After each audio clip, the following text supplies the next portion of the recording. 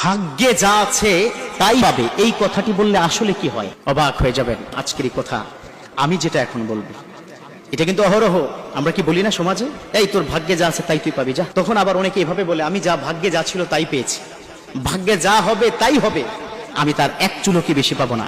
এই কথাটা দুটো অর্থ, খুব মনোযোগ দিয়ে শুনবেন। এক হলো, যদি এমন অর্থ হয় আমি আল্লাহ যা লিখে রেখেছেন তাই আমার হবে, পরিশ্রম করার দরকার কি, বা এটা আমার কপালে ছিল না তাই পাই নাই, এই কথা বলে যারা দূরে সরিয়ে দিবেন তারা বোকামি করছেন।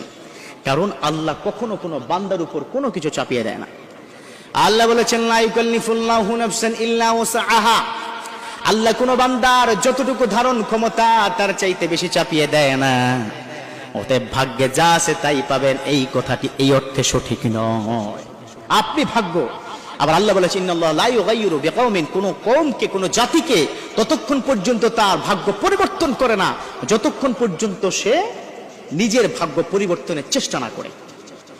একটা ছাত্র পড়াশোনা না করলে ভালো রেজাল্ট করবে না, ভালো রেজাল্ট না করলে ভালো চাকরি পাবে না, তাহলে পড়াশোনা না করলে তার ভালো চাকরি হবে না, ভালো জায়গায় যোগ্য জায়গায় পৌঁছাতে পারবে না। তার মানে তার ভাগ্য পরিবর্তন করার ক্ষেত্রে তার নিজের প্রচেষ্টা লাগবে। আপনি যদি রাস্তার মাঝখানে দাঁড়ান, ট্রাক আসলে যদি উড়িয়ে দেয় যে আল্লাহ আমাকে বাঁচাবে, ভাগ্যে যা আছে তাই ঘটবে, এটা কি হবে? নেভার, এটা হবে না। ভাগ্যের উপর যারা বিশ্বনবী নিষেধ করেছেন, তোমরা ভাগ্যকে তোমরা কি দোষ দিও না, তো এই বাক্যটা যারা বলছেন ভাগ্যে যা আছে তাই পাবে, এই বাক্যটা এক দৃষ্টিতে কিন্তু শিরক পর্যায়ে পৌঁছে যায়।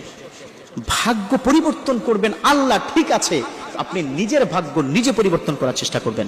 কিভাবে? আপনি কাজ করবেন, পরিশ্রম করবেন, বাকিটা আল্লাহর প্রতি তাওয়াক্কুল করবেন। বিশ্বনবীর একজন সাহাবা এসে বললেন, ও নবী, অনেকদিন পর আপনার সাথে দেখা করতে এসেছি। বিশ্বনবী বললেন, কিভাবে এসেছো তুমি?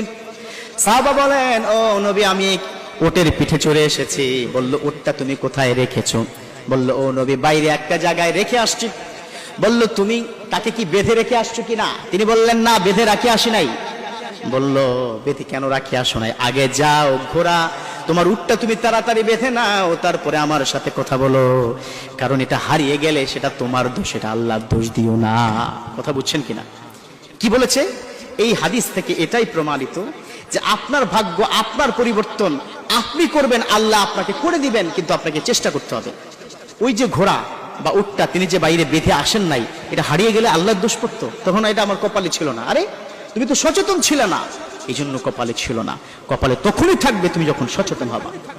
এই জন্য ভাগ্য পরিবর্তন আল্লাহ করবেন, প্রচেষ্টা থাকবে আমাদের। আল্লাহ পাক আমাদেরকে বুঝার তৌফিক দান করুক।